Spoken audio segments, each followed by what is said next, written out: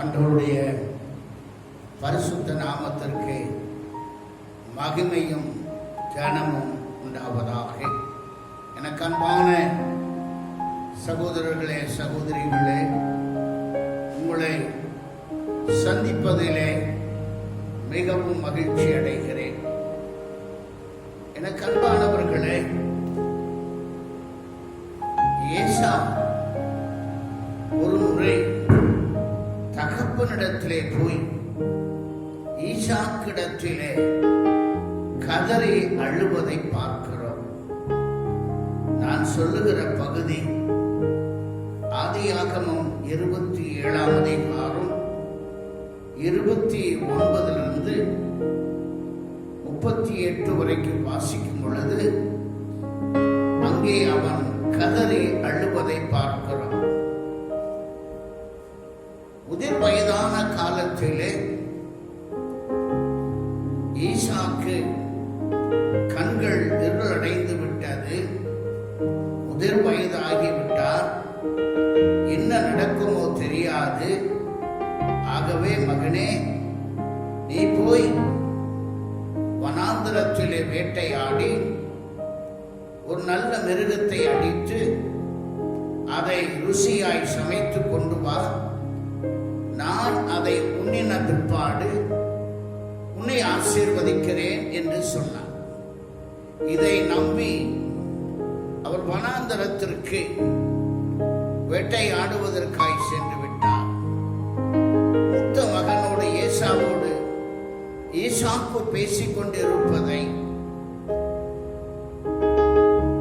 ஏசாவுடைய தாய் ரெபக்காள் கேள்விப்பட்டார். உடனே யாக்கோபை அழைப்பித்து, நீ போய் மந்தையிலே போய் 2 ஆட்டுக்குட்டிகளை கொண்டு வா. அது அருமையாய் சமைத்து கொடுக்கிறேன். அதை கொண்டு போய் உன் அண்ணனை போல வேடமிட்டு கொடுத்து ஆசீர்வாதத்தை பெற்றுக்கொள் என்று சொல்லி யாக்கோபை துரிதப்படுத்தி அதை சமைத்து கொடுக்கிறார். அவன் கொண்டு போய் கொடுப்பதை பார்க்கிறோம். எனக்கு அன்பான தேவனுடைய பிள்ளைகளே, இது நடக்கிறது. இந்த காரியங்கள் நடக்கிறது. இது நடந்த பிற்பாடு யாக்கோபு கொடுத்து தன் அண்ணனை போலவே வேடமிட்டு ஆசீர்வாதத்தை வாங்கி கொண்டு வந்து விட்டான். காட்டிற்கு போய் ஒரு மிருகத்தை வேட்டையாடி சமைத்து கொண்டு வந்து தகுண்டத்திலே கொடுத்தான். அவன் சொன்னான், முந்தி உன்னை போலவே ஒருவன் வந்தானே, அவனிடத்தில் எல்லா ஆசீர்வாதத்தை கொடுத்து விட்டேனே, உனக்கு கொடுப்பதற்கு ஆசீர்வாதம் இல்லையே என்று சொல்லி கையை விரிக்கிறான்.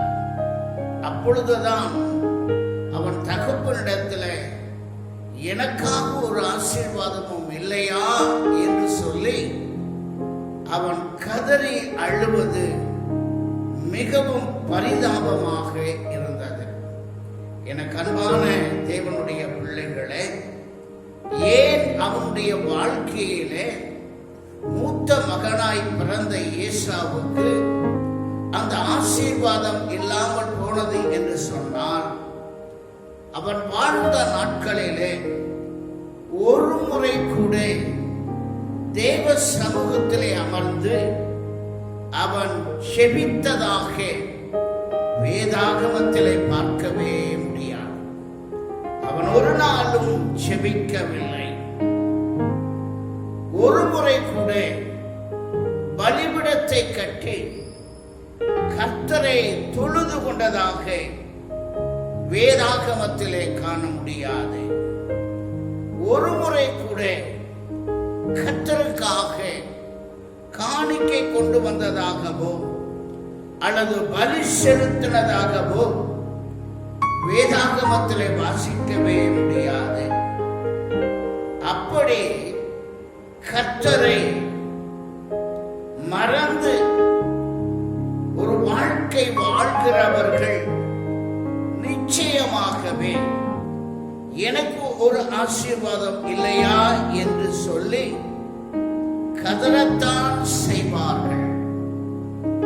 ஏசா கதறுவது ஏன் என்று சொன்னால், அவன் வாழ்க்கையிலே ஜெபம் இல்லை, அவன் வாழ்க்கையிலே பலிபீடத்தை கட்டவில்லை, ஆண்டவரை அவன் தொழுது கொள்ளவில்லை, ஆண்டவருக்கென்று காணிக்கைகளை அவன் படைக்கவில்லை, பலிகளை அவன் ஒரு முறை கூட அவன் செலுத்தவில்லை. அவனுடைய தாத்தாவாகிய ஆபிரகாமை கவனித்து பாருங்கள்.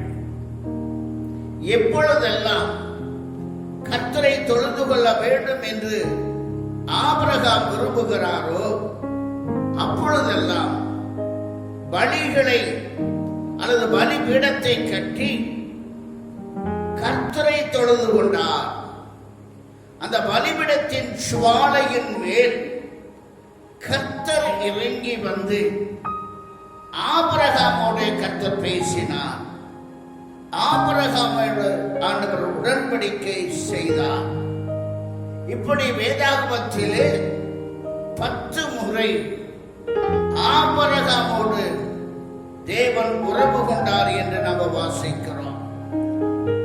அவன் தாத்தாவுடைய வழிமுறைகளை கூட பேரனாகிய ஏசா பின்பற்றவில்லை.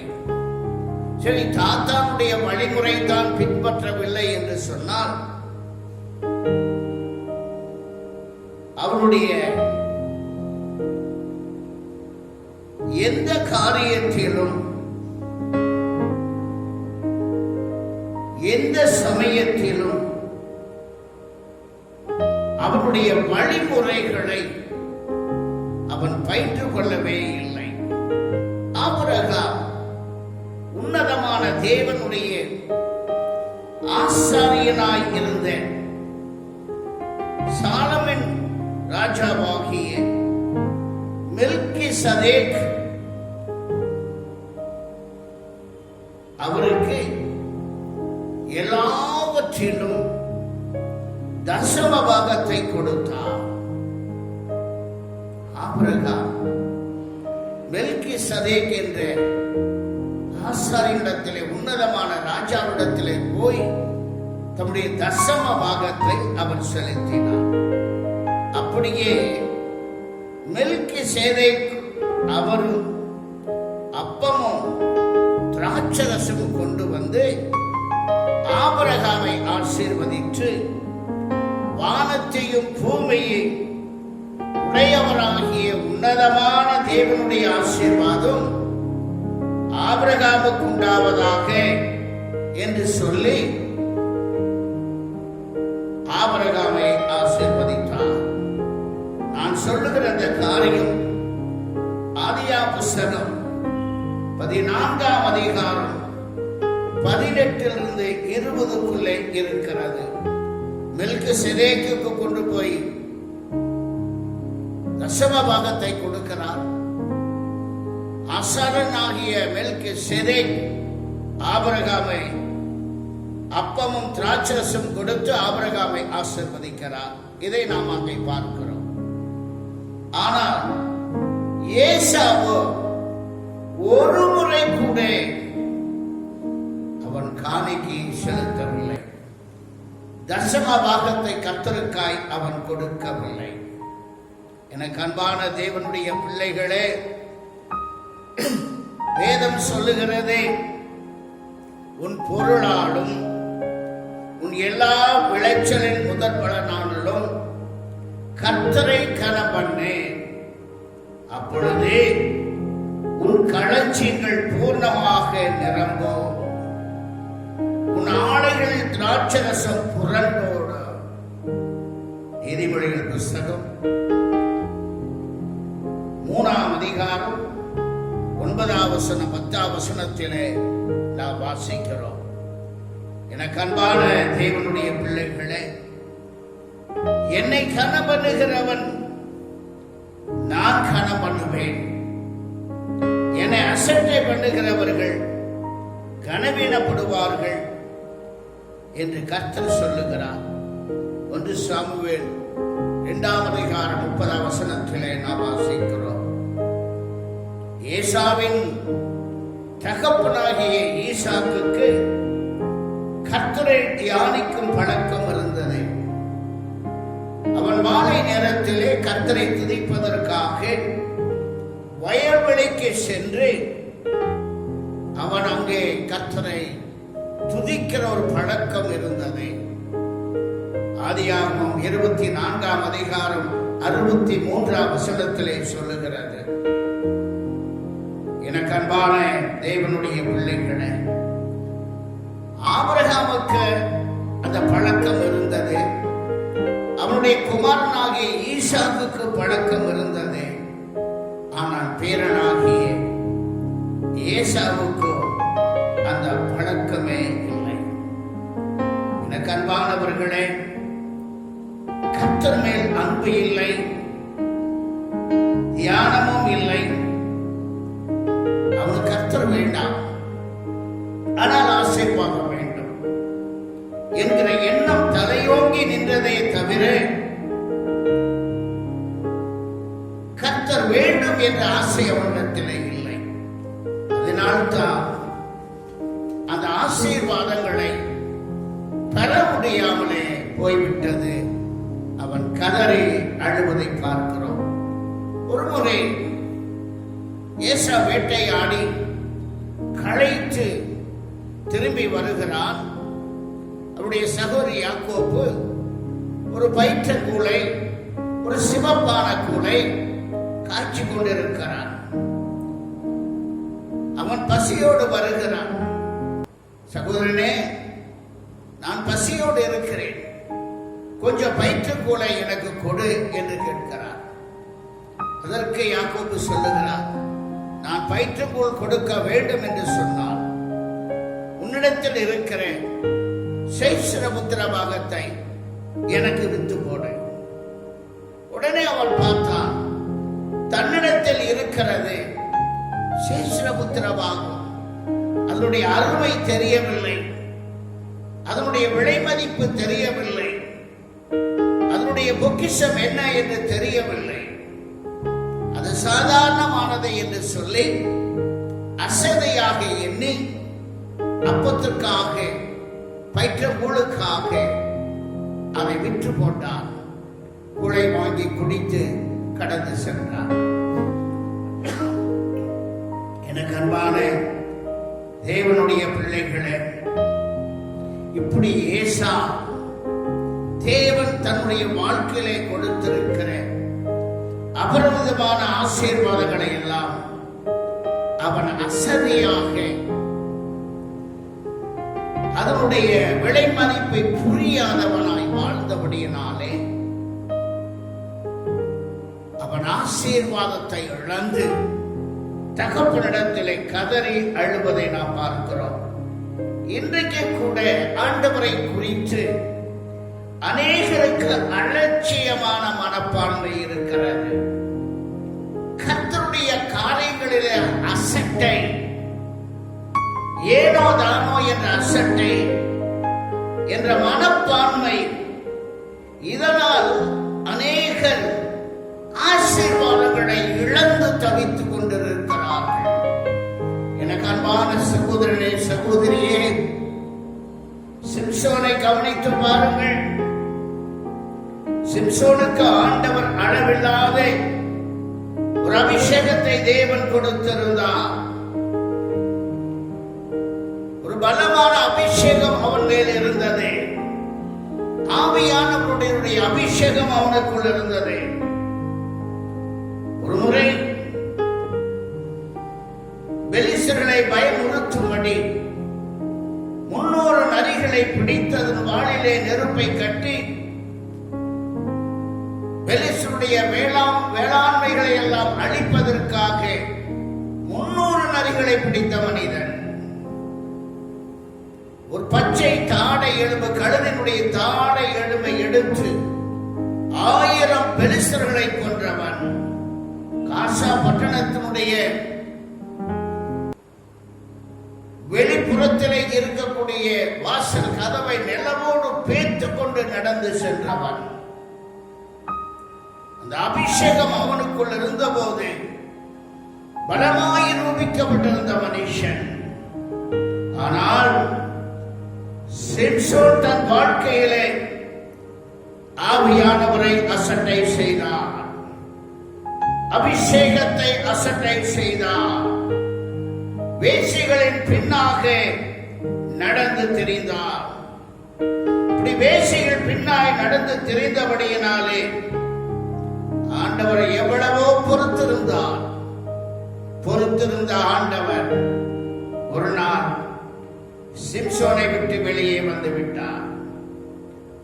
சிம்சோனுடைய நிலைமை என்னாச்சு? பெலிஸ்தருடைய கையிலே சிக்கினார். கை விளக்கு போட்டார்கள், 2 கண்களையும் தோண்டி எடுத்தார்கள். பெலிஸ்தர்களுக்கு வேடிக்கை காட்டும்படியான வேடிக்கையாளனாக அவன் நிறுத்தப்பட்டான். எனக்கு அன்பான தேவனுடைய பிள்ளைகளே, சிம்சோன் எல்லாத்தையும் இழந்து வேடிக்கை காட்டுகிற வேடிக்கையாளனாக நிறுத்தப்பட்டான். ஒரு காலத்தில் சிம்ம சொப்பனமாயிருந்தது. சிம்சோன் வருகிறான் என்று சொன்னால் பெலிஸ்தர்கள் நடுங்குவார்கள். பெலிஸ்தருக்கு முன்பாக கேவலமான நிலையில் நிறுத்தப்பட்டதற்கு காரணம் அவன் வேசியின் பின்னே அபிஷேகத்தை துறந்து ஆவியானவரை விட்டு ஆவியானவருக்கு விரோதமாய் பாவம் செய்தபடியினாலே, அவன் பெற்ற அபிஷேகத்திற்கு விரோதமாய் வாழ்க்கை செய்தபடியினாலே அபிஷேகம் இழந்தவனாய் பரிதாப நிலையிலே அவன் நிறுத்தப்பட்டான். என்ன பிரயோஜனம்?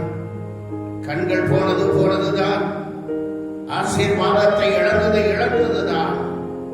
பெலிஸ்தர்கள் முன்பாக வேடிக்கை பொருளாய் நிற்பதற்கு காரணம் என்ன? கர்த்தரையும் அவருடைய அபிஷேகத்தையும் அலட்சியம் பண்ணினான். எனக்கு அன்பானவர்களே, ஏசா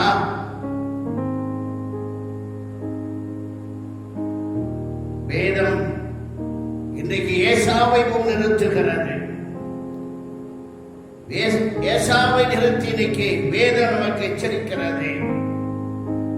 ஒருவனும் பேசி கல்லனாகவோ ஒருவேளை போஷணத்திற்காக தன் சேஷன புத்திரவாதத்தை விற்று போட்ட ஏசாவை போல சீர்கெட்டவனாக தன் சேஷன புத்திரவாதத்தை விற்று போட்ட ஏசாவை போல சீர்கெட்டவனாக விராதபடிக்கு எச்சரிக்கையாயிருங்கள். ஏனென்றால் பிற்பாடு அவன் ஆசீர்வாதத்தை சுதந்திரத்துக் கொள்ள விரும்பியும் ஆகாதவன் என்று தள்ளப்பட்டதை அறிவீர்கள். அவன் கண்ணீர் விட்டு கவலையோடு தேடியும் மனமாறுதலை காணாமல் போனான். எபிரேயர் புஸ்தகம் 12ஆம் அதிகாரம் 16-17 சொல்லுகிறது. கதறி அழுதான், ஆசீர்வாதம் கிடைக்கல.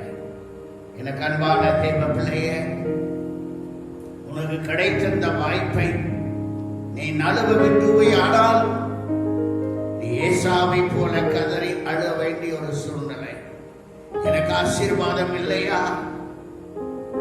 தேவனை மறந்து, தேவனுடைய ஆலோசனைகளை தொடர்ந்து, தேவனை ஆராதிப்பதை தொடர்ந்து, இன்றைக்கு கர்த்தருக்கு பலி செலுத்துவதை மறந்து நீ ஓடிக்கொண்டு இருப்பையானால் ஒரு நாள் சிம்சோனை போல, ஏசாவை போல கதறி அழ வேண்டிய ஒரு சூழ்நிலை. தேவன் அளவில்லாத ஆசீர்வாதத்தை வைத்திருக்கிறார். உலகத்தை தேடி, சிற்றின்பத்தை தேடி இன்றைக்கு நீ ஓடிக்கொண்டிருப்பையானால், உலக இன்பங்களை தேடி ஓடிக்கொண்டிருப்பையானால், இன்றைக்கு உலகம் கொடுக்கிற இன்பம் மகிழ்ச்சியாயிருக்கலாம், சந்தோஷமாயிருக்கலாம், உனக்கு சமாதானமாயிருக்கலாம். ஆனால் ஒரு நாள் நீ ஏசாவை போல கதறி அழ வேண்டிய சூழ்நிலை ஏற்படும். இந்த கடைசி நாட்களிலே உன்னை ஆண்டவருக்கு ஒப்புக்கொடு. ஆண்டவரை தேடு, ஆண்டவரை துதி, ஆண்டவரை ஆராதி. இந்த கடைசி காலம், இந்த கடைசி நாட்களிலே கொடிய காலங்கள் வரும் என்று அறிவாயாக என்று வேதம் எச்சரிக்கிறது. ஆகவே ஆண்டவரை அண்டிக்கொள். நிச்சயமாக தேவன் உனக்கு அளவில்லாத ஆசீர்வாதங்களை தேவன் வைத்திருக்கிறார். அதை பெற்றுக் கொள்வதற்கு நீ உன்னை தகுதியாக்கிக் கொள். கண்களை மூடுவா. நல்ல ஆண்டவரே, இந்த வேலைக்காய் ஸ்தோத்திரிக்கிறோம்.